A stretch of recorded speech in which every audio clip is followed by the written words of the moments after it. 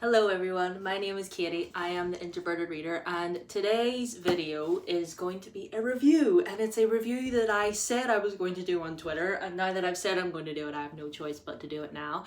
It's a review of Crescent City by Sarah J. Maas. This was our Introverted Reader Book Club Pick of the Month for the month of May.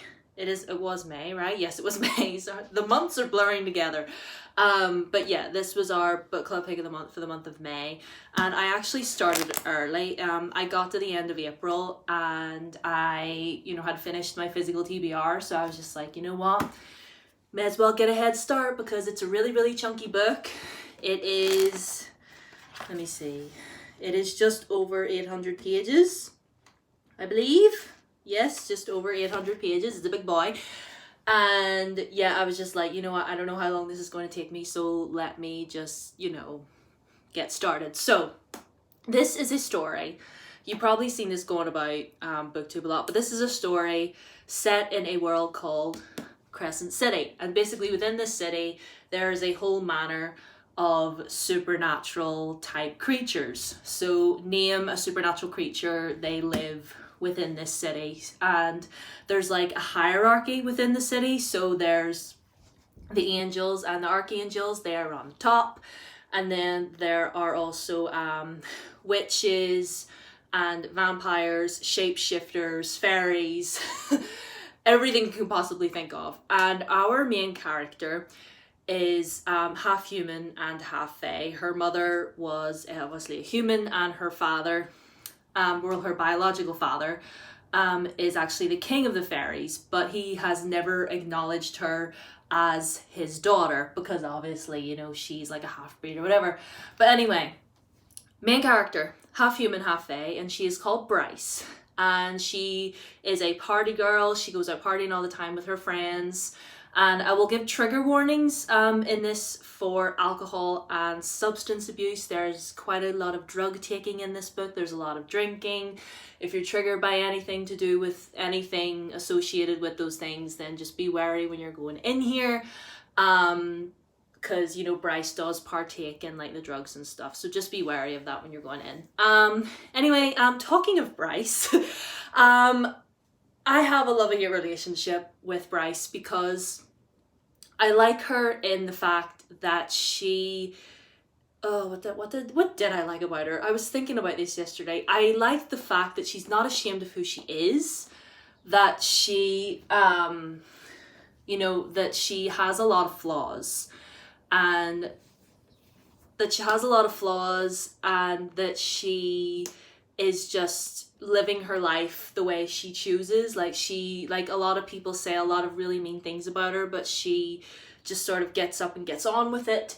But a lot of times she got on my last nerve. And because she suffers from a lot of anxiety and depression and post-traumatic stress, because within the story, this is literally the synopsis, so it's not a spoiler, a bunch of her best friends get murdered, and it's all very, very suspicious, and she gets teamed up with this archangel called Hunt, and they basically have to find out who did it, and a bunch of other similar murders start taking place around the city. So that's really the premise of the whole thing. But and I did enjoy that aspect of the story. I really enjoyed the whole, them going around and more murders happening, and they're getting more and more suspicious, and it's just like, who would do this? Like, why are these particular persons being murdered? Like, why are these particular people being targeted and stuff like that? I love a good mystery, I do.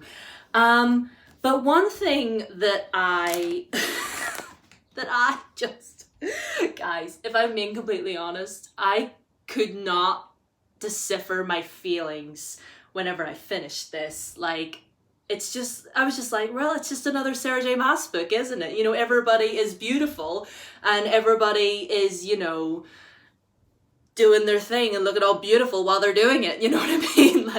Like Bryce is like, one thing that annoyed me, right? And I put this out on Twitter, and I hope nobody took it the wrong way, but she wears a lot of tight, skin-tight dresses and high heels that are like sky high because she's not the tallest or whatever. And, you know, she walks around with her high heels and her tight dresses, and I'm like, listen, wear what you want to wear. If it makes you feel beautiful, then that's your business. But I was just like, but all the time? And I'm just like for like going to work, is that appropriate? Like that was what was going through my head. I'm just like, okay, that's fine for going out and about if you're not working, but when you're working, my dude, like, are your feet not killing you? I don't know why, it just annoyed me. And there kept being references to her body, like anytime there was a man in the room and she was standing there, like he felt the need to remark on how her dress like hugged every inch of her, and like look, like they just kept looking at her ass, and I'm just like, can we stop going on and on about how beautiful she is for 2 seconds and actually get back to the main plot? Thank you. Like, we get it, she's beautiful, she's out here living her life, that's great. And another thing that annoyed me whilst I'm on my rant, another thing that annoyed me was just, okay, the relationship between her and Hunt, I actually did quite enjoy, because Sarah J Maas, for the very first time, I feel like since reading any of her books, she actually gave us a little bit of a slow burn, because there was a lot of sexual tension between the two of them, but nothing really happened until quite near the end.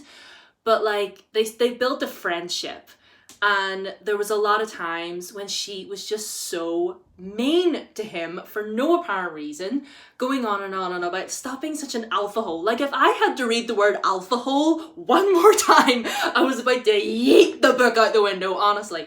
But just because there were times when he was genuinely trying to be helpful and just being like, okay, because there's an instance, I'll not tell you why, but there was an instance where her mental health was really getting the better of her.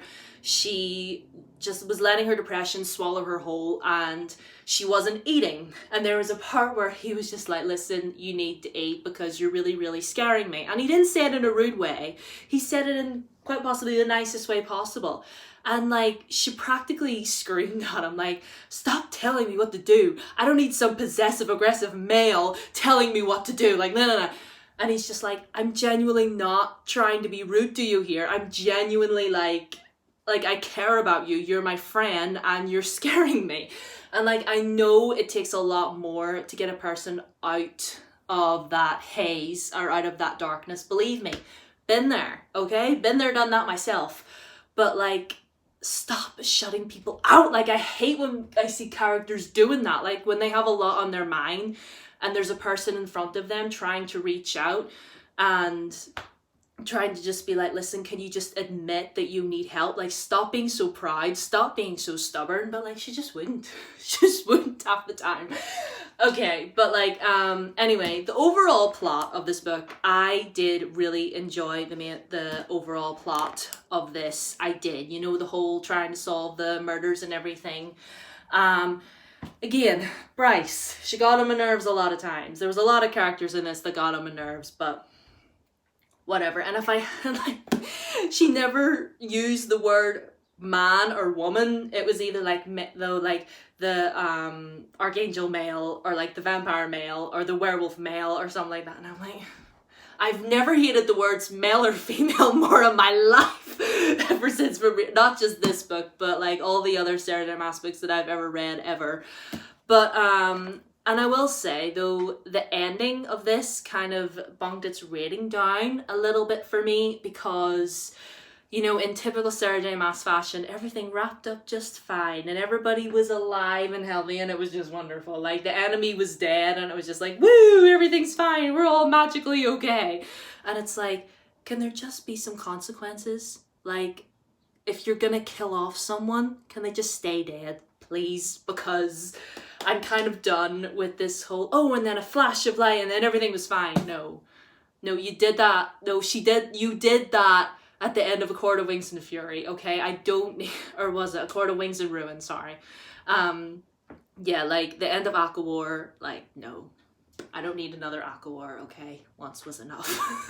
But all in all, Crescent City by Sarah J Maas, I gave it 4 stars on Goodreads, but I think I would probably give it 3 or 3.5, mostly just because just a lot of things just bugged me just about Bryce as a character, and you know, in the ending, and just all the references to how great of an ass she had. Like, I don't really need to hear about that. Like, when we're having a conversation, can we stop talking about her ass for 2 seconds, please?